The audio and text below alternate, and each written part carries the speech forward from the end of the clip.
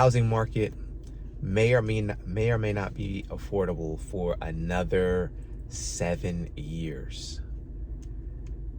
It's kind of a gloomy outcome and a gloomy prediction if that is the case. But it's better than some of the alternatives. I read a recent report by Oxford Economics, and I'm going to talk about that report and share that with you today. Things aren't looking too good if things continue at the rate that they are going. It really depends on how interest rates change and how incomes vary from market to market. But a recent report by Oxford done on the affordability concern by the numbers indicates that it could take, best case scenario, 7 years for the housing market to be more affordable. Let's talk about it. If there's one question I get asked more than any other, it's what's the market looking like? And oftentimes my answer is based on relevant reports from NAR to Realtor.com to Zillow.com.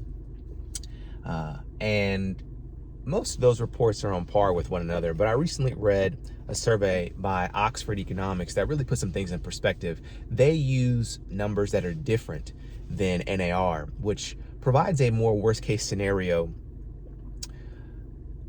piece of information, right? It provides a perspective that's a little bit more bleak than NAR and some of these other outlets. And I think it's good to take a look at the worst case scenario sometimes. This way you can plan accordingly. I know you have some of those friends who they always look at the situation and want to know the worst case scenario. And there's a piece of me that was really frustrated at that at a certain part of my life. But I often found now that it gives me a sense of peace, a sense of control to plan future outcomes when you know what the worst case scenario potentially could be. Now, what I'm about to share with you, you never really know when it comes to the market. Everything is based on predictions, and we really never know. It's heavily based on politics and who's in power and affordability and the market and different things. But this survey done by Oxford Economics was an interesting survey because they used numbers that were different than NAR, and their predictions were a little bit more worst case scenario based. And I think that is an interesting perspective to take a look at, because as we know, we're reminded every single day in the US how tough things are affordability wise. Every time you go to the grocery store, every time you go to the gas pump, it has been really tough for the everyday American to get out there and just afford having to work 2 to 3 jobs or a job and a side gig, and having to really be intentional with where they're going to spend their next dollar. However, the desire to own a home has not changed. The desire to own a home has not changed. So this survey, the Oxford Economics survey, predicts that affordability is not going to change or get more affordable for another 7 years. And that's if mortgage rates drop and affordability improves. And one of the bottlenecks here is the inventory problem. Although there's been reports indicating that inventory is improving, it's still nowhere where it needs to be to catch up with the demand here in the market. So I found this very, very interesting. But this report specifically mentions that if interest rates drop, home prices stabilize, that it's going to take about 7 to 10 years for affordability to improve. Now, taking a look at that number, there's a lot that can happen over the next 7 to 10 years. We could have a new president. We could have quite a few economic situations that change as a new administration comes in. And I know, at least in the US, the administration and who is leading the country has a lot to do with, economic impact and how the market sways. So I found that interesting because it is really, really making me stop and think about how big of a deal and how much we need to address this home ownership crisis. Just because there are many research articles and surveys out there about the desire for most Americans is to own a home, and that wealth is directly correlated to those who can purchase a home. So the Oxford Economics Survey takes into consideration homeowners insurance, HOAs, and property taxes, which is why their numbers drop things down quite a bit. Another research done by the Oxford Economic Survey, as compared to others, to give you some perspective, is they estimate the average household income in America about $81,000, where another survey predicted it to be about $101,000, right? 101. And it gives you a perspective of when you exclude or include different factors, it will sway the data left or right. So again, this survey, they included some other factors that is making the numbers a little bit more gloomy, as the survey says.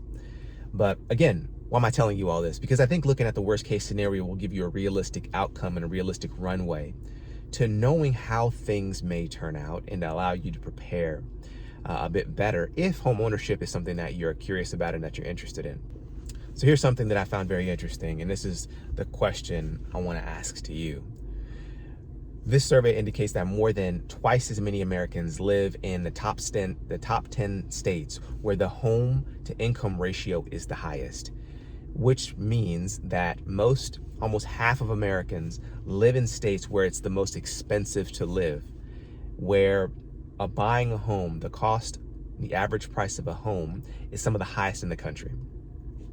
Now, speaking to friends and family, I know that some folks have a really hard time with starting new, moving to a different place. It's a lot of risk, it's a lot of fear. It's something new, it's change. But the question I've always asked is, what is your goal? What is most important to you and your family?